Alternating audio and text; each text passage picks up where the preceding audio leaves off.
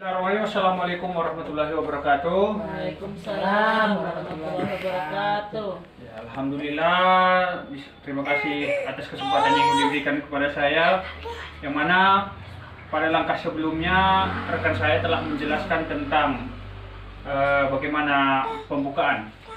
Dan selanjutnya di sini akan kita, seperti yang dijelaskan oleh rekan saya tadi, di sini akan kita melihat bagaimana cara kita untuk bisa mendekatkan diri dengan yang namanya bank. Namun sebelum itu, ibu-ibu sekalian, pada sesi sebelumnya dahulu telah kita pelajari tentang yang namanya cermat menabung. Ya, seperti yang ada di samping saya ini, bagaimana mengapa kita harus menabung, rencana menabung dan tempat menabung. Ini pada dasarnya tidak perlu saya jelaskan lagi. Nah, sekarang ini kita mungkin masuk kepada ranah tempat menabung, yaitu di bank. Nah, perlu kita pahami bahwa ini adalah sesi tambahan, ya. Nah, lebih lanjut, ibu-ibu sekalian, di sini saya akan coba membuka sedikit memori kita tentang apa yang telah kita punya selama ini. Ibu-ibu sekalian, apakah ibu-ibu punya yang namanya ATM atau kartu KKS? Punya. Ada. Apakah punya buku rekening? Punya. Ya. Kalau seandainya ibu mengatakan saya tidak punya buku rekening, ini rasanya tidak mungkin. Kenapa? Karena pencairan kita setiap bulan, Bu, atau setiap 3 bulan sekali yang selama ini telah kita lakukan, itu sebetulnya dananya masuk itu ke rekening ibu-ibu sekalian. Nah, selanjutnya dana itu masuk pada rekening dan masuk juga pada ATM yang ibu pegang selama ini. Nah, jadi ibu-ibu sekalian, di dalam hal buku rekening maupun kartu ATM maupun PIN, ini pada dasarnya memang harus menjadi hak milik kita dan tidak boleh diketahui oleh orang lain. Ini ada unsur kerahasiaan di dalamnya dan harus memang kita jaga baik-baik. Nah, selanjutnya di sini akan kita memasuki yang namanya ranah ke bank itu sendiri, yang mana sama-sama kita ketahui bahwa pada dasarnya dana pencairan PKH ini diserahkan kepada himpunan, ada namanya Himbara, itu adalah bank-bank nasional atau bank negara yang memang betul-betul ditugaskan untuk menyalurkan dana PKH. Ada 4 bank yang memang pada dasarnya menyalurkan dana PKH. Yang pertama itu BRI, yang kedua BNI, yang ketiga BTN, dan yang keempat Mandiri. Nah, jadi pada dasarnya kita selaku anggota PKH ini adalah termasuk nasabah pada bank-bank tersebut. Ibu-ibu sekalian, tahu apa itu nasabah? Nah, coba Ibu Ita kira-kira? Nasabah itu pengguna layanan bank tersebut. Iya, betul sekali. Pinter ya? Nah, jadi Ibu harus terpahami bahwa nasabah itu adalah pengguna atau pemilik layanan yang diberikan oleh bank. Nah, harus kita pahami bahwasanya pada dasarnya setiap kita sudah membuka rekening pada suatu bank, maka kita sudah terdaftar menjadi nasabah bank tersebut. Nah, jadi ibu-ibu sekalian, di samping dana kita tersebut itu disalurkan melalui bank, buku rekening kita ini juga pada dasarnya bisa bisa dijadikan untuk kita menabung, sama seperti pembahasan kita pada sesi yang lalu. Nah, jadi ibu-ibu sekalian, apakah sudah ada yang memulai untuk menabung? Alhamdulillah kalau memang sudah ada, ya Bu ya. Karena harus kita pahami, untuk menabung itu tidak membutuhkan modal yang harus banyak terlebih dahulu. Sedikit saja pun asal rutin, ini bisa dilakukan kalau kita ingin memang pada dasarnya berniat menabung. Nah, ini menabung ini pada dasarnya kalau biarpun sedikit-sedikit, lama-lama akan menjadi bukit. Nah, selanjutnya pada bank tersebut, pada rekening kita di bank, semua transaksi itu akan tercatat dengan rapi.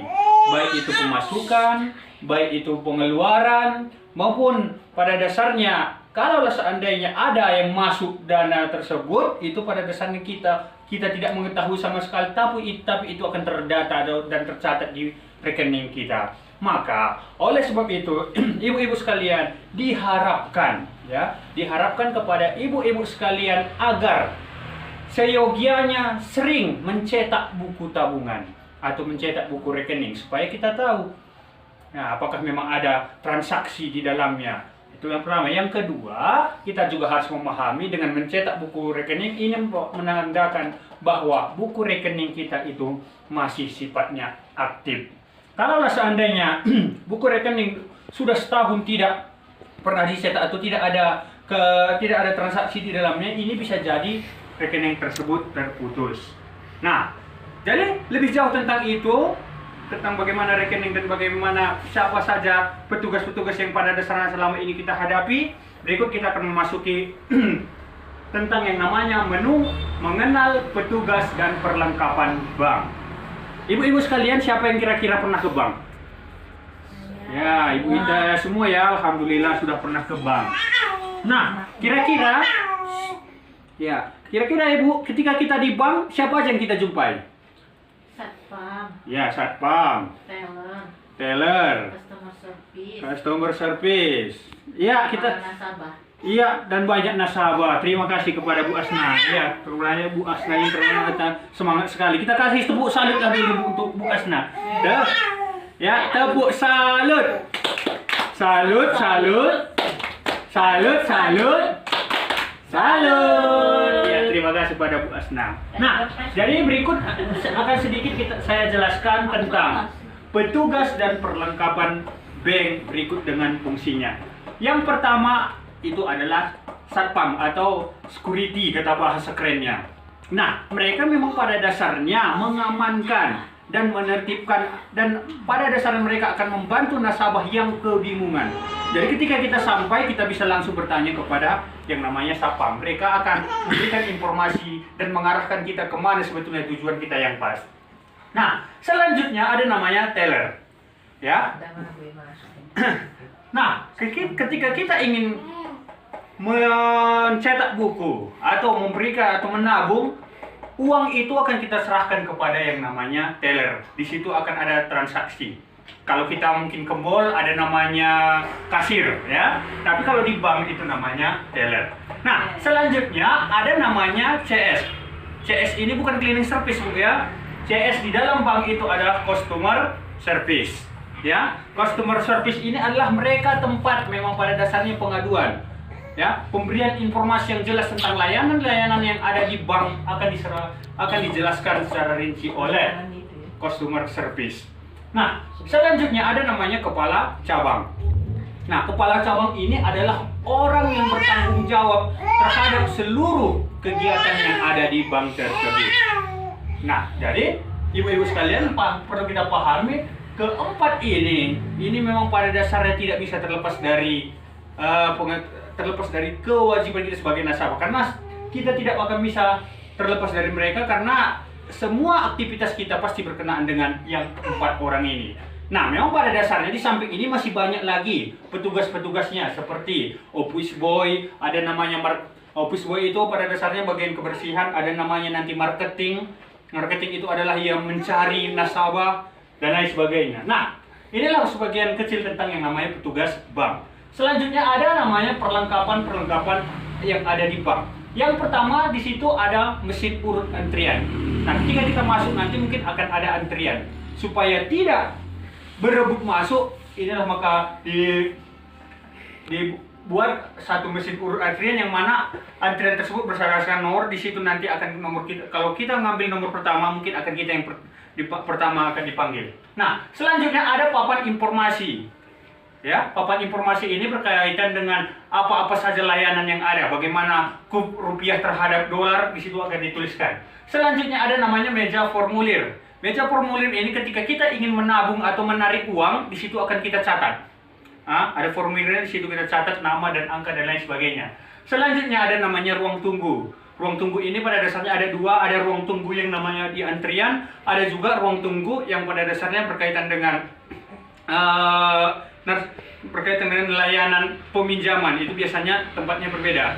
Nah, yang terakhir ada namanya ATM. ATM ini pada dasarnya ruangan ATM ini bisa kita gunakan apabila kita ingin menarik uang secara singkat, ya, menggunakan kartu KKS kita. Nah, jadi demikianlah mungkin yang pada dasarnya kita harus memahami tentang petugas dan perlengkapan bank. Nah, sampai di sini kira-kira ibu-ibu udah paham kira-kira yang mana itu petugas, mana perlengkapan? Ya. Nah, udah. Kalau memang seandainya sudah, di sini kita ada latihan ya, Bu ya. Oke, latihan. Sini akan saya bacakan sebuah soal dan ibu-ibu nanti akan menjawab berdasarkan langkah-langkahnya. Perlu kita pahami, Bu, di sini ada lembar cerita 3B. Nah, ini A, B, C, D, E, F, G, H, I, J. Nah, jadi langkah ibu nanti ketika saya bacakan soal, kemana yang langkah-langkah yang harus kita ikuti. Ibu cukup menuliskan hurufnya saja. Kalau memang ibu mau pertama itu mau ke satpam, maka tulis huruf F. Yang kedua, nomor antrian, maka tulis G. Kira-kira paham ibu-ibu sekalian ya? Paham. Nah, jadi soalnya seperti ini. Yang pertama, nah, Ibu Lili rajin menabung. Nah, akhirnya terkumpullah uangnya sekitar 60.000. Nah, Ibu Lili ingin menabung uang 60.000 tersebut ke bank. Kemanakah dia akan beranjak dan siapakah yang akan dijumpainya? Oke, siapa kira-kira yang bisa menjawab? Ya, Ibu Ita, silakan. Mana ya harus pergi? Yang pertama, satpam.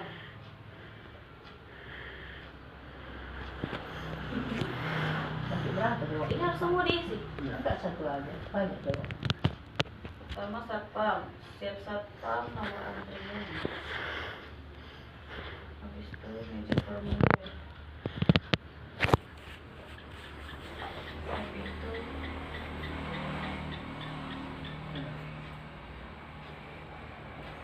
nomor pulang ada. Ruang tunggunya nggak ikut. Boleh dicoret? Ya, boleh Bu, silakan.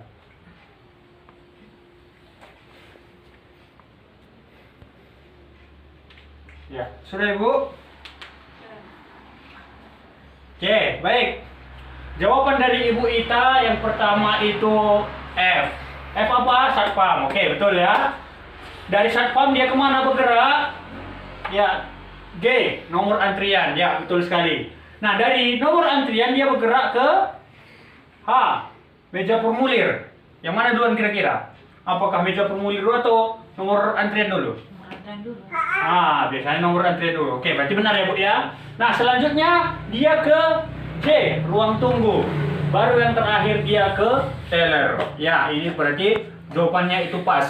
Jadi ibu-ibu sekalian, saya rasa kalau memang seandainya ini memang udah terjawab, ibu memang memahami, berarti pada dasarnya ibu-ibu sekalian udah tahu bagaimana ketika nanti kita berjumpa, ketika kita ingin menabung ke bank, kita sudah paham mana langkah-langkah yang harus kita lakukan.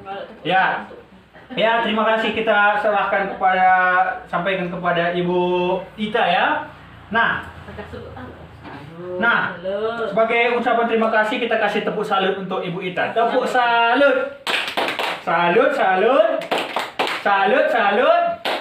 Salut. Iya. Tinggal buat mama dia salut. Ya, terima kasih kepada Ibu Ita. Jadi ibu-ibu sekalian, demikianlah hasil dari pemaparan saya berkaitan dengan mengenal petugas dan perlengkapan bank. Selanjutnya kita akan masuk materi tentang yang namanya informasi tentang layanan bank yang akan disampaikan oleh rekan saya Muhammad Kifrawi. Dan kepada rekan saya, waktu dan tempat kami persilahkan, dan saya tutup forum ini dengan mengucapkan alhamdulillah. Saya akhiri, wabillahi taufiq wal hidayah. Assalamualaikum warahmatullahi wabarakatuh. Waalaikumsalam warahmatullahi wabarakatuh.